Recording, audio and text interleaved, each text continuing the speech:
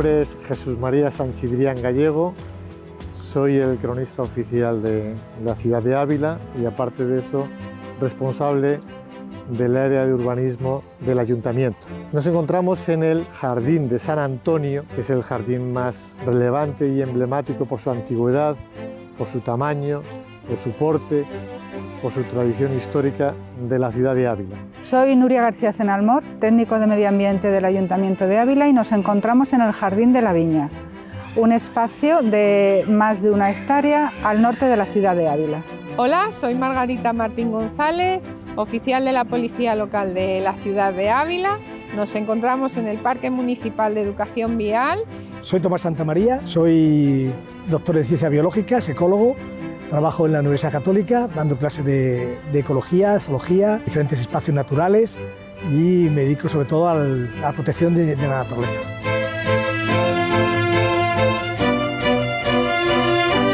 No les descubro nada si les digo que en Ávila hay vida más allá de la muralla.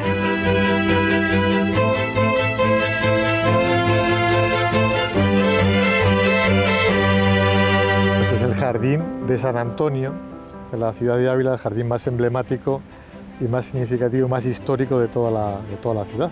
Ha dicho jardín. Es el nombre que tiene, jardín.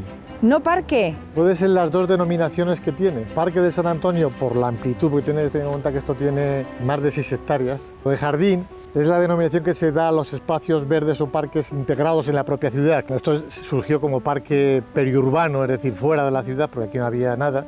Esto era una simple alameda que incluso se tuvo que arrancar en su día. Esta que tenemos aquí pues es del siglo XIX prácticamente. Se ha transformado en lo que vemos ahora, que incluso se pretendía o el ayuntamiento acordó en su día incoar el expediente de declaración de jardín histórico.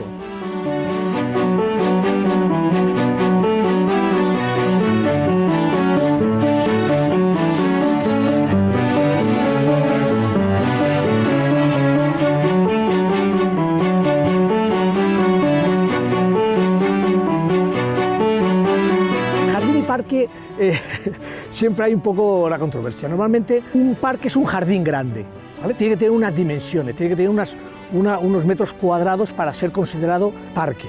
Jardín, por otra parte, tiene una estructura mucho más elaborada, con parterres muy bien estructuradas, con plantación de flores de diferentes tipos, mientras que un parque es mucho más abierto, con plantas más grandes, más pequeñas, flores, árboles, arbustos, pero fundamentalmente es el tamaño, lo que determina que sea un jardín o un parque. En este caso es un parque. La granja, por ejemplo, que será por tamaño, pero son los jardines de la granja. Claro, pero no los jardines de la granja están pensados y elaborados para la plantación de numerosas especies de flora, pero fundamentalmente son mucho más florísticos que arbóreos, por decirlo de alguna manera.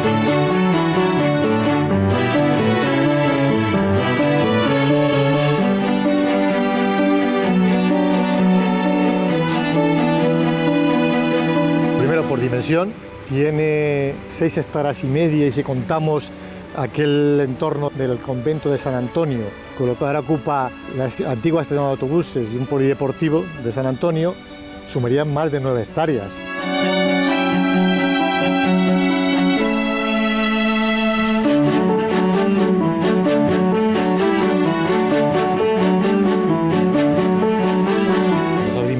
Que hay en la ciudad era totalmente desproporcionado en cuanto al conjunto urbano que teníamos en el siglo XVI, que es cuando se crea este espacio. Por eso es el más emblemático y aparte de eso es que era el único que había.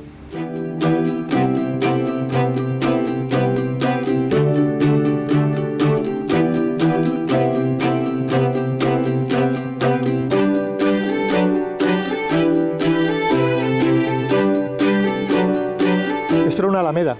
Las alamedas eran espacios que estaban a las afueras de la ciudad, como era este caso, que tenían agua y que había una fila de árboles y servía pues, para el paseo y el recreo de la gente de la ciudad. No era ni jardín palaciego, que de los palacios renacentistas también tenían sus espacios verdes, ni un jardín monástico, que por ejemplo el monasterio de Santo Tomás tenía una gran zona verde, un gran espacio verde a su alrededor, sino que era el que estaba integrado y pertenecía a la ciudad y del que se ocupa el ayuntamiento de reformar enfermedades del arbolado por la sequía, por la carestía de agua, etcétera, etcétera. Era un parque municipal. En mediados del 19 termina ya Incluso ya en el 19 termina esto casi agotándose.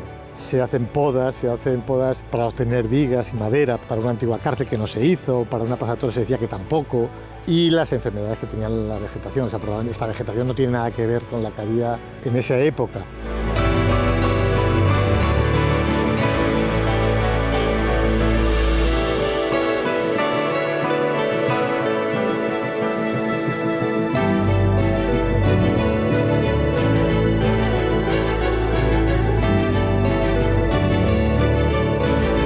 Cuando realmente empieza a tomarse en serio esto es ya, pues ya en el siglo XX, ¿no? Empieza un poco ya, antes incluso en época de Jovellanos, ya en el siglo XVIII, que se pretendía que todas las ciudades crearan zonas verdes, que todos los accesos a las mismas crearan zonas de arbolado.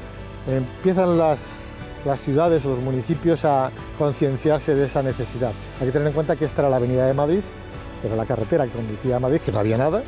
Esta era la entrada a la ciudad por la antigua carretera de Madrid y era el espacio más adecuado para la creación de este espacio verde, esta zona verde.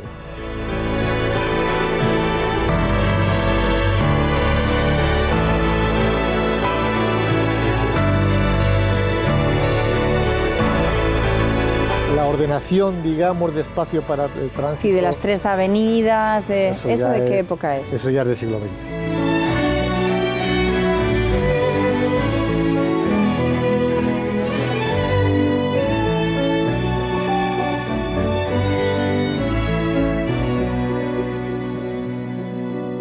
Fíjate, verías 3 calles y unas transversales, sobre todo en esta primera parte. Estos setos también son nuevos. Como veis, además es un aspecto también que ahí afloran peñas rocosas, lo cual es una combinación bastante curiosa. De hecho, la fuente se cree que es una antigua peña que después se trabajó sobre ella. Muchos restos de las rocas que vemos en los bancos, reutilizadas, de piedras reutilizadas en los bancos, son restos arquitectónicos de una antigua alhóndiga que había en la plaza del Mercado Grande, que al desmantelarla, al demolerla, pues esas grandes sillares se utilizan como bancos en este caso, ¿no? La puerta principal que tenemos al otro lado, que tiene una serie de escudos, también son reutilizados de otros lugares de la ciudad. Se sigue manteniendo este aspecto que combina estas tierras húmedas con espacios rocosos que tenemos al extremo.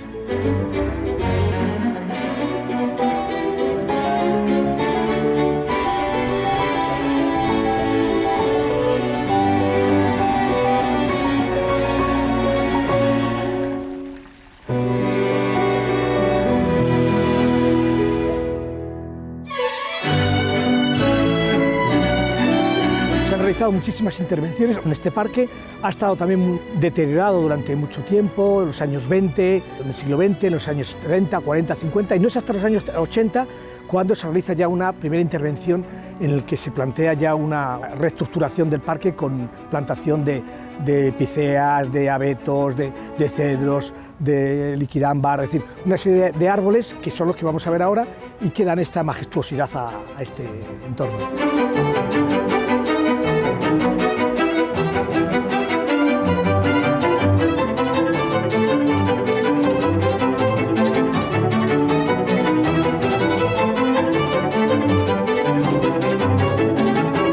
Esta zona se utilizó incluso para plantación de patatas, es decir, se parceló incluso para plantación de patatas. No había el concepto que hay actualmente de lo que es un parque y jardín, en el que bueno, pues el deleite de las personas, gozar, meditar, pasear tranquilamente, sino que bueno, pues aquí las necesidades eran necesidades y si había que plantar patatas, pues se plantaron patatas. Y si había que cortar los árboles porque se necesitaba madera, se exactamente, cortó. Exactamente. De hecho, se hicieron 2 intervenciones de corte de árboles. A partir de 1992, en los nuevos planes de ordenación urbana, es cuando ya se plantea realmente, y a partir de ahí es cuando bueno, pues ha empezado a florecer este parque.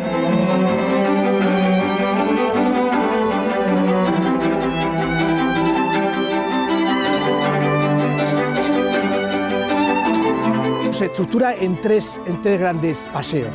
Este paseo, que es el paseo central, en el que aparece una fuente, que es la fuente de la Glorieta.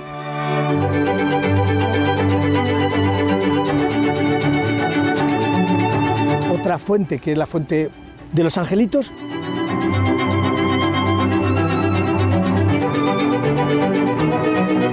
Y una tercera fuente, que es la fuente de la Sierpe.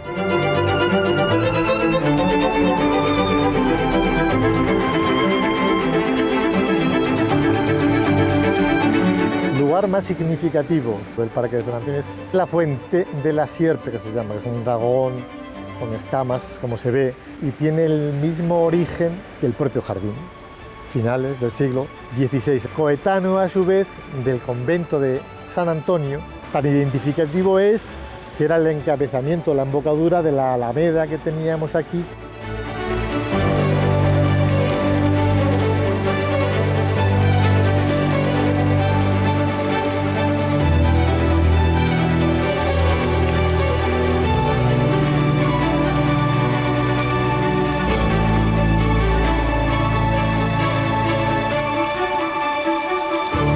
Se utilizaba además no solamente para el riego del jardín, sino también para el abastecimiento de la población.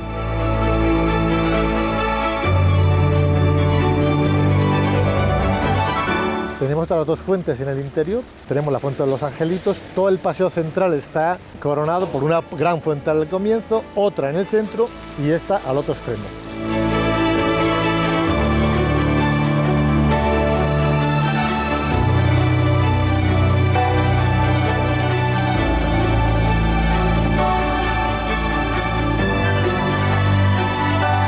La Fuente de la Sierpe es una de las que ha quedado de las que había. La Fuente de la Sierpe, aparte de la belleza que tiene, aunque antes era más bonita porque estaba pintada, era tan bonita que parecía de verdad. Incluso hay relatos en los que dicen que daba espanto porque estaba tan bien, es un dragón, ¿eh? Una sierpe, sabes que es un reptil, en este caso es un dragón y estaba tan bien pintado, tan bien labrado y demás que daba la sensación de que era, bueno, pues que causaba espanto, ¿no? Según decían las crónicas de los padres franciscanos. Luego tenemos el Paseo de los Frailes, que es este de aquí, en el que, bueno, pues luego veremos que fundamentalmente lo que abundan pues son las acacias también, los plátanos, etc. Y luego también este otro paseo, que es el que conecta con el parque infantil de tráfico.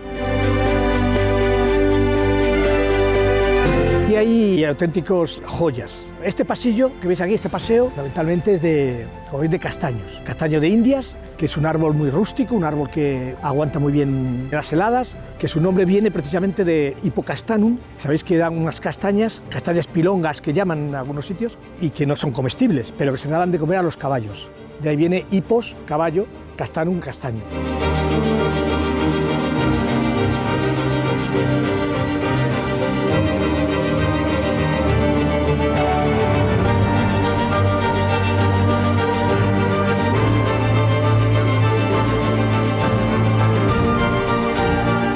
Los plátanos también inmensos, que el plátano también es un árbol impresionante, que aunque omite muy bien la poda, pero si le dejas crecer puede llegar hasta 40, 50, 60 metros. Y es un árbol que también es muy rústico y además aguanta muy bien la contaminación, pierde la corteza. Entonces la contaminación que se le pega en la corteza, pues entonces se le va desprendiendo y eso ayuda a que ese árbol pues no se muera. ¿Por eso hay tantos plátanos en nuestras ciudades? Por eso. Aguanta muy bien todo tipo de suelo, admite muy bien la poda, el autoinjerto. Por eso hay algunas zonas de aquí de Ávila en las que está autoinjertado formando figuras. Ah, como en Burgos, en el Paseo del Espolón. Y pueden formar esos arcos injertándose un árbol con otro árbol o el propio árbol consigo mismo. Aquí tenemos, en este paseo de arriba, tenemos una serie de árboles que están injertados sobre sí mismos, con lo cual forman unas estructuras muy curiosas, muy bonitas, un tipo de sombrillas.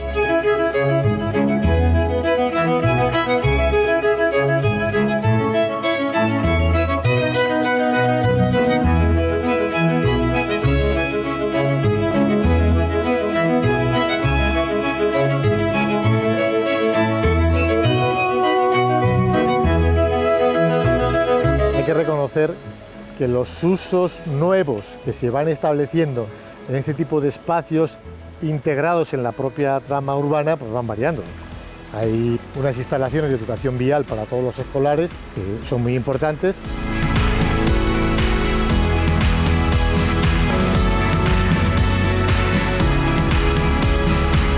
Y dentro del Parque San Antonio tenemos un emblema ya de Ávila, que es el Parque Municipal de Educación Vial. O sea, desde 1968 este Parque Municipal San Antonio tiene un parque de educación vial. Qué mejor contacto con la naturaleza y ahora encima que estamos con la accesibilidad, la contaminación. Además este es un parque que no contamina porque estamos motorizados con bicicletas y con car eléctricos. Pues qué mejor sitio que con la naturaleza y acercar a los niños también el tema de la naturaleza. Si te das cuenta ahora mismo es un disfrute total porque ver el colorido de las hojas de los árboles, además aquí hay árboles muy curiosos, el ver también cómo pasan las estaciones, eso es muy curioso y a los niños también es educativo de ver cómo pasan las estaciones y qué es lo que ocurre con el entorno en el que estamos. ¿Cuánto tiempo llevas enseñando educación vial? Ya llevo 23 años aquí en este parque, además. Estuvo unos años cerrado y en el 2001 lo retomamos y desde entonces estamos dando clases de educación vial a todos los colegios de la ciudad de Ávila y a algunas asociaciones de nuestra ciudad.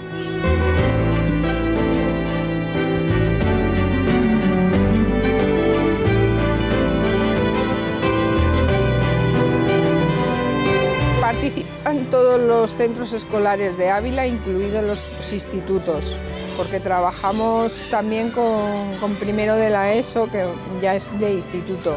Aquí ya nos encargamos de sentar las bases, vamos a decir, en la parte teórica, que es luego ponerlas en práctica en este circuito que viene a representar, para que lo veáis, una ciudad en miniatura, en pequeñito, donde se nos plantean situaciones de tráfico y circulación idénticas a si nosotros estuviésemos circulando por cualquier ciudad. A los niños lo que les digo es que las señales que nosotros vemos, tanto verticales como pintadas en el suelo, son las encargadas de decirnos lo que podemos y lo que no podemos hacer. Entonces, claro, hay que aprenderlas para saber luego circular.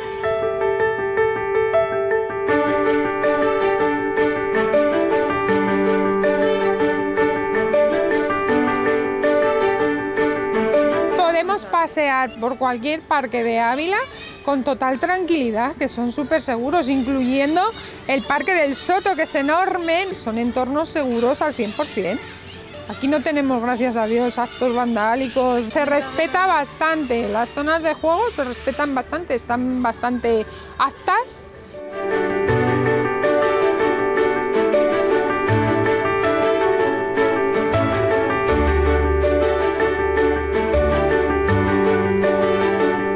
Cuando vengo, la gente está paseando con sus perros, con sus animales, y sí que me gusta que me vean para que se respete un poco la ordenanza municipal. Que el parque es de todos, el parque lo utilizan niños y entonces no pueden venir los animales y hacer sus necesidades en cualquier sitio o de cualquier manera, y eso les corresponde a los dueños. Y entonces, bueno, pues de la mejor manera, ya la mayoría los conozco y bueno, pues no suele haber problema.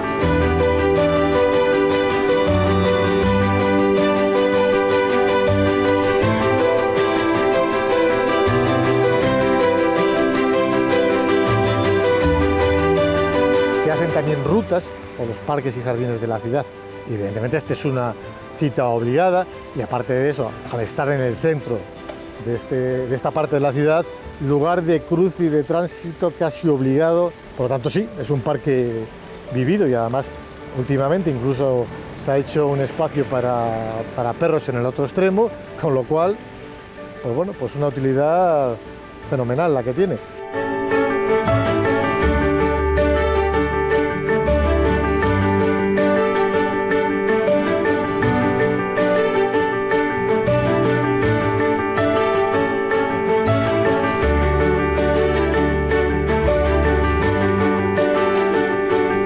También en este parque tenemos unos árboles que no se encuentran en cualquier sitio, que es la secuoya gigante. Es una especie que puede medir 100 metros de altura y 30 metros de diámetro. Lógicamente tiene que tener las condiciones y que es propia de Estados Unidos.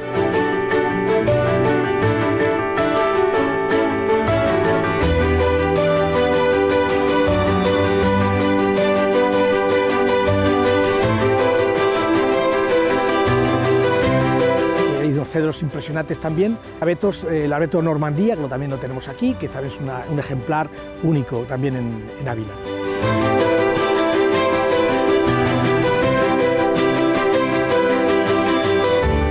Lo que se pretendía o lo que se pretende con los jardines y parques y jardines normalmente, porque podían hacerse a lo mejor jardines con plantas autóctonas, pero no, la idea fundamental de los jardines o de grandes jardines a lo largo de la historia es traer aquello que no podemos ver o no podemos tener aquí, es decir, son plantas alóctonas. Esas plantas alóctonas las traemos de Asia, de América, de África, de donde sea. Entonces, ¿por qué? Porque nosotros no vamos a ir a Japón a verlas, entonces las tenemos aquí.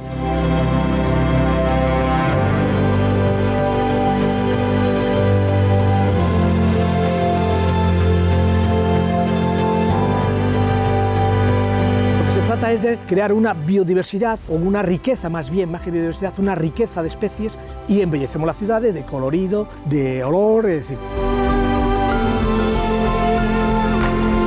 El tejo es un árbol que siempre ha sido considerado como un árbol tóxico, todo él es tóxico, salvo el arilo. ¿Por qué el arilo no es tóxico?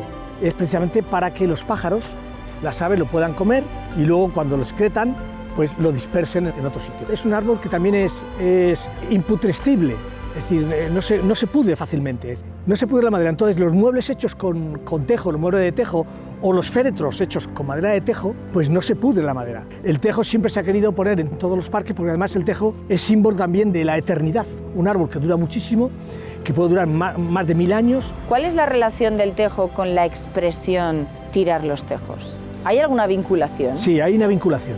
Se dice que cuando un chico está enamorado de una chica, pues se le tiraban los tejos. Y es por dos razones.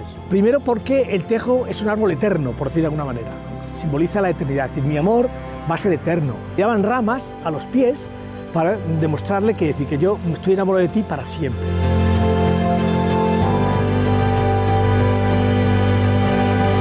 El tejo también aguanta muy bien la poda, entonces se pueden utilizar esas técnicas de que utilizaban los topieris antes para realizar figuras, formas y darle otra estructura y manipulación. Hay acacias, aquí tenemos la Robinia pseudoacacia, que es la falsa acacia, y también tenemos la Gledicia triacanthus, que es una acacia espinosa, la acacia de las 3 espinas. Sueltan unos frutos muy alargados, que es una leguminosa, entonces se utiliza mucho también en los parques porque enriquecen el suelo. Sabéis que las leguminosas se enriquecen el suelo. Los cedros, que son también muy importantes en este parque, concretamente el cedro del Himalaya, el cedro de Odara, muy emblemático en este parque. Además también tenemos el cedro del Líbano y luego tenemos los abetos.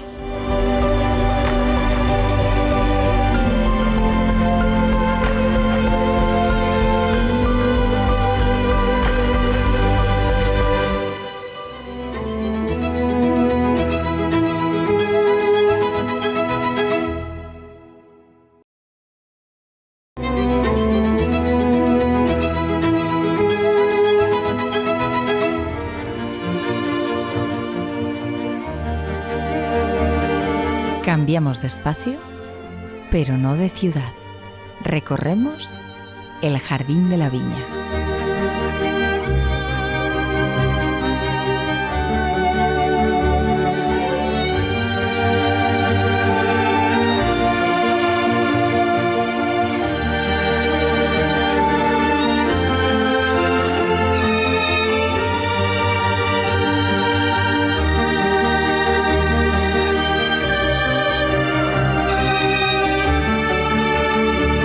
Estamos en el Jardín de la Viña, que está situado al norte de la ciudad, al norte del conjunto urbano, ya a las afueras, en el entorno del convento de la Encarnación, pegando al camino del cementerio.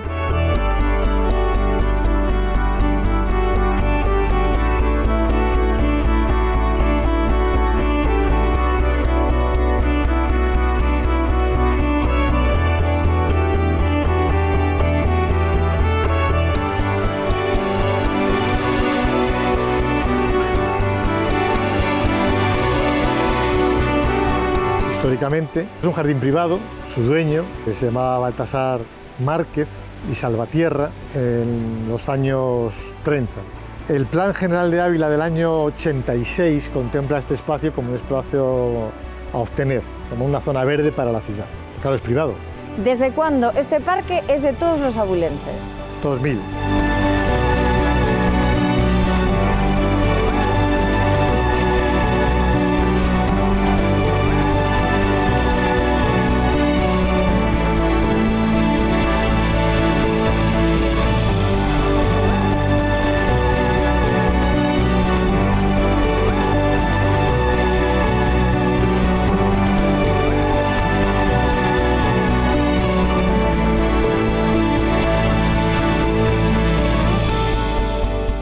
finca que originalmente tendría 3 hectáreas y pico, pues claro, se parte la mitad se queda en jardín, que es donde estamos, o la otra parte se convierte en zona edificable, que es la que tenemos situada al norte se cede gratuitamente a cambio de que el ayuntamiento deje construir en la parte restante de la finca.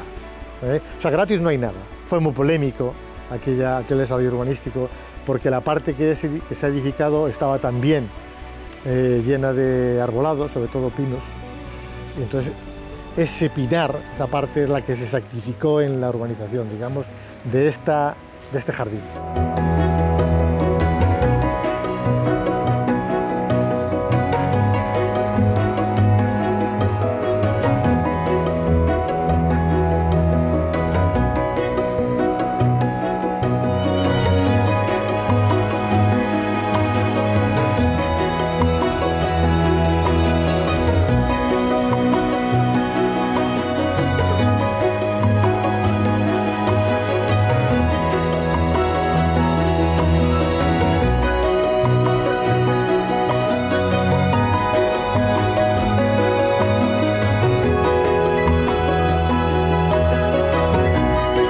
El jardín actualmente tiene poco más de 1 hectárea, con una grandísima variedad de vegetación y de arbolado. Pasa a ser un jardín municipal, que es como el que conocemos ahora. El único jardín además que está cerrado, que está vallado y que bueno, pues tiene un tratamiento más singular y más particular que el resto de la ciudad.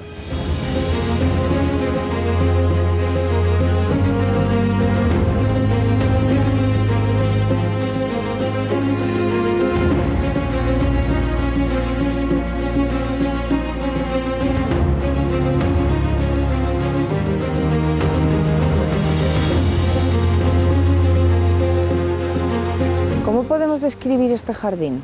Páginas turísticas y promocionales de la ciudad lo califican como un jardín romántico. Romántico por los pequeños vericuetos y pequeños espacios escondidos y recodos donde se puede uno sentar de una manera aisladamente del resto del propio jardín.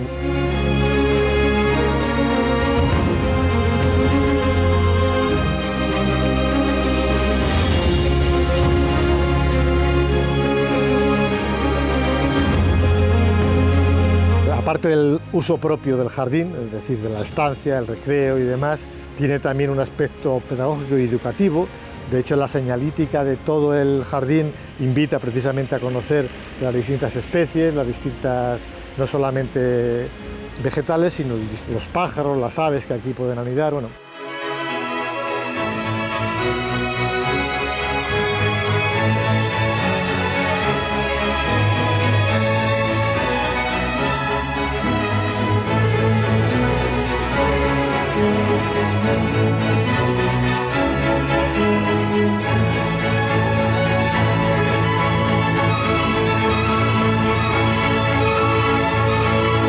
Tienes que tener en cuenta que este era un jardín particular para recreo y ocio de la familia que tenía ahí su casa, con lo cual no tiene sentido hacer grandes superficies y grandes explanadas y grandes paseos y grandes recorridos.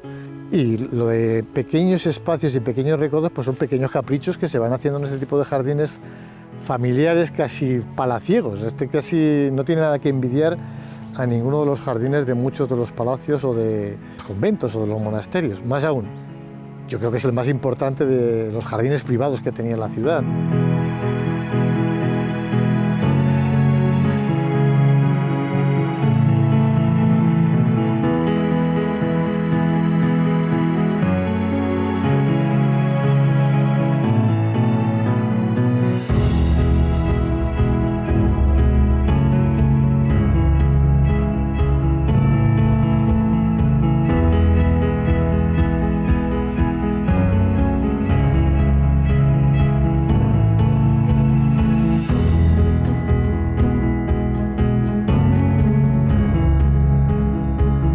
No es el más grande, pero sí que es uno de los pulmones de la ciudad y en más de 1000 hectáreas, bueno, pues alberga un montón de especies muy particulares.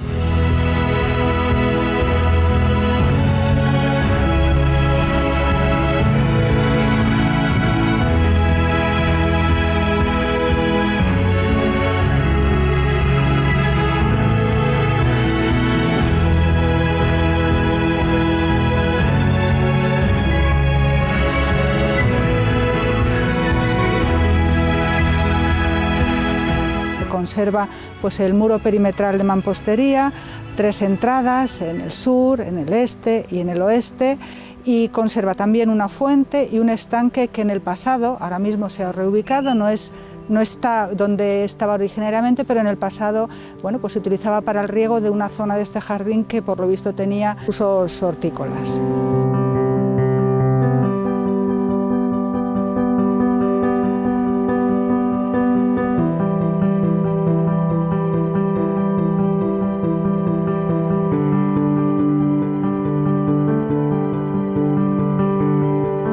Nuria, ¿qué especies podemos encontrar aquí que nos llamen la atención? Hay especies de todo tipo, de hecho cuando se ha acondicionado el jardín para uso público se ha intentado mantener todos los árboles y arbustos originales en su gran mayoría. Hay especies de frutales, membrillos, perales, una vid muy bonita. Hay especies al inicio del jardín, si entramos por la puerta oeste, hay un paseo muy grande con plátanos de sombra que también proporcionan frescor por su gran hoja y por su gran porte, frescor en verano. Pues especies ornamentales, el lilar, hay un paseo aquí a nuestra derecha, un paseo precioso de unos 40 metros con ejemplares de lilos de hasta 3 metros que en primavera es una maravilla por el color de sus flores, por el olor que nos proporcionan.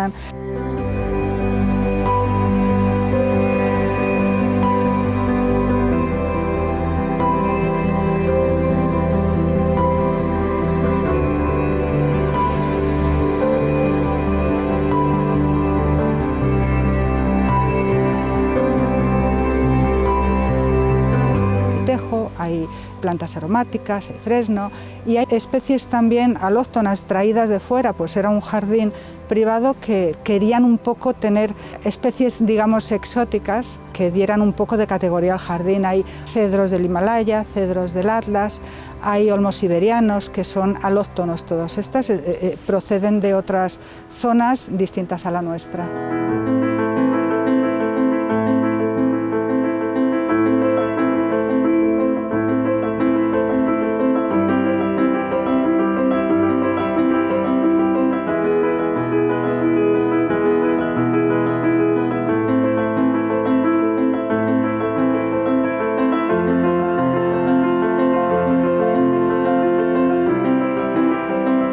¿Qué el ayuntamiento quiso hacerse con este espacio? Supongo que quería poner en valor un espacio emblemático, singular, y dejarlo lo más naturalizado posible, respetando el origen y las especies, en la mayor parte de ellas están como estaban, salvando obviamente pues, las necesidades de mantenimiento que ha habido que reemplazar algunas de ellas a lo mejor.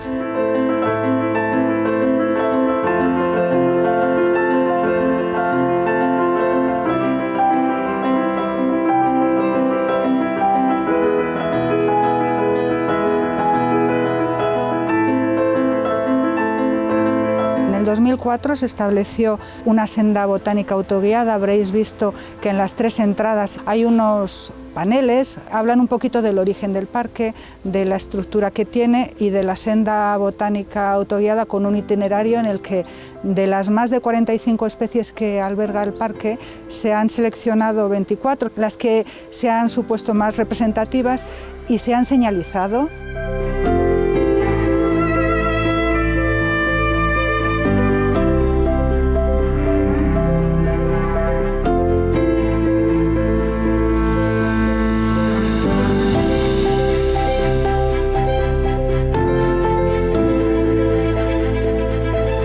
Al Parque de San Antonio es que no tienen nada que ver. Nada que ver porque son espacios totalmente diferentes. El origen es totalmente diferente y por tanto la configuración del espacio, las especies que alberga y todo el sentido del jardín es totalmente diferente.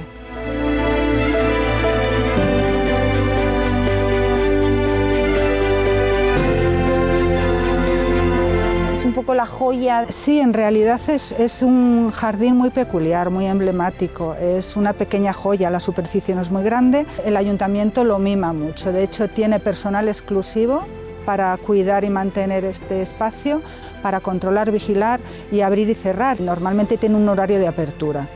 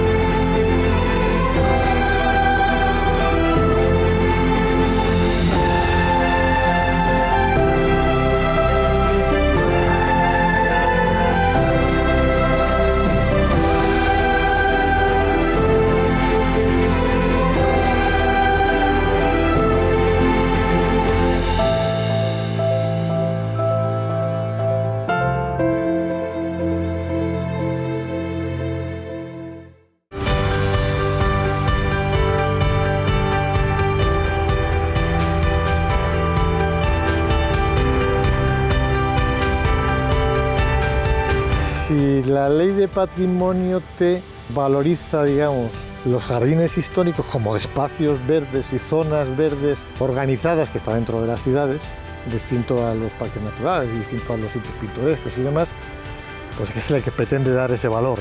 Y hay que reconocer que el mantenimiento y el cuidado de este tipo de espacios es continuo en el tiempo, no como el de un monumento que es bastante menos costoso en el tiempo y en recursos.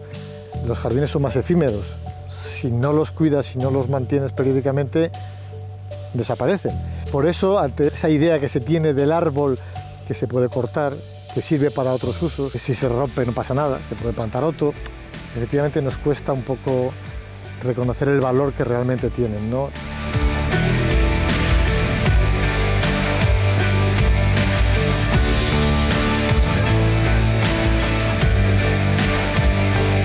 Lo que cuesta en que este árbol se haya hecho después de 20 años con este porte. Bueno, pues un problema de educación, un problema de sensibilidad, y un problema también es verdad que en Castilla somos menos propensos a esa sensibilidad, como en los países o en las regiones del norte, por ejemplo, todo es empezar.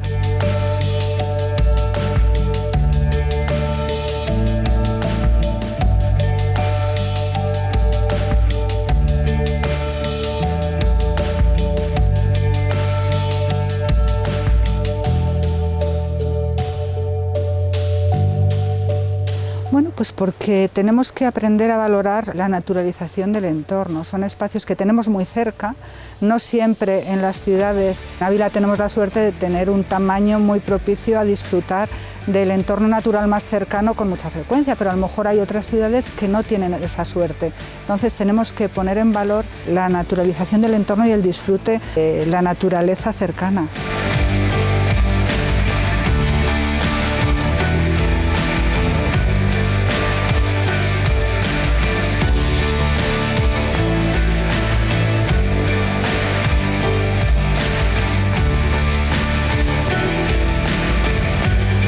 Cuando hablamos de patrimonio, siempre hablamos de patrimonio arquitectónico, patrimonio cultural, pero también tenemos un patrimonio natural que tenemos que conservar y tenemos que disfrutar y cuidar, obviamente.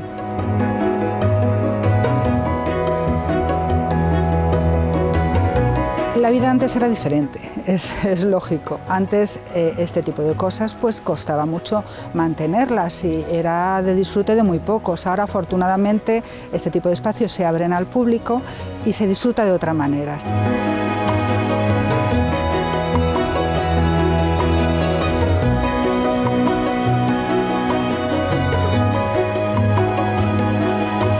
¿Qué sentido tienen los parques? O sea, ¿por qué tener zonas verdes? Aquí en Ávila tenemos más de 40 espacios verdes, que para ser una ciudad pequeña supone muchísimo, porque es una riqueza. Hablamos de una riqueza cultural, una riqueza artística, pero no hablamos de una riqueza natural. ¿Qué aporta un parque? ¿Qué aportan los árboles? ¿Qué aportan las plantas? Pues aporta el que si vienes en primavera o vienes en verano o vienes en un momento determinado, el que ves a la gente por aquí sentado, leyendo, paseando, hablando, jugando, son zonas de esparcimiento, zonas en las que psicológicamente son necesarias. Cada vez vivimos en ecosistemas de cemento, cada vez estamos más cerrados, cada vez tenemos más edificios, y sin embargo la necesidad del hombre de salir a la naturaleza. Muchas personas no pueden salir a la naturaleza, no pueden marcharse o no pueden irse por ahí a los bosques. Tiene su pequeño bosque, tiene su pequeño espacio verde donde relajarse, donde hablar, donde correr, donde jugar, donde estar tranquilos, donde pensar, donde meditar. Y de hecho, los grandes jardines, en principio, los orígenes de los jardines eran para la recreación y la meditación. Y este parque en concreto se creó, en principio, antes de ser parque como lo conocemos actualmente, como hemos dicho antes, se creó con el fin de que los monjes saliesen a pasear, cuando ellos hacen sus ejercicios espirituales. Siempre que tenemos un ecosistema tan rico vegetal, inmediatamente pues tiene que estar asociada a la fauna. La flora y la fauna van juntas. Este parque es un parque muy rico en flora, como hemos visto, pero también es muy rico en fauna. empezando por la cantidad de insectos que, bueno, pues que aparecen sobre todo en primavera, que aparecen en este parque con las mariposas, escarabajos, aparte de anfibios, reptiles, mamíferos, sobre todo la gran riqueza aviar. Tenemos, bueno, pues agateadores, trepadores azules, tenemos mirlos, currucas apilotadas, carboneros, herrerillos, vienen al parque pues a alimentarse. Elementos vegetales que hay que sirven de alimento es el espino de fuego, que lo tenemos también aquí, y eso les sirve para el invierno y poder subsistir aquí el invierno con los fríos del invierno. ¿Cuáles son las principales diferencias entre un parque y otro?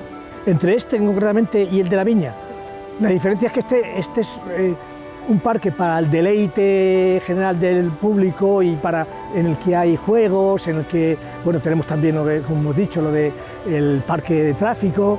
Hay juegos también para las personas mayores, de tal manera que bueno, pues vienen aquí a jugar pues, en los juegos tradicionales, la petanca y demás que vienen aquí.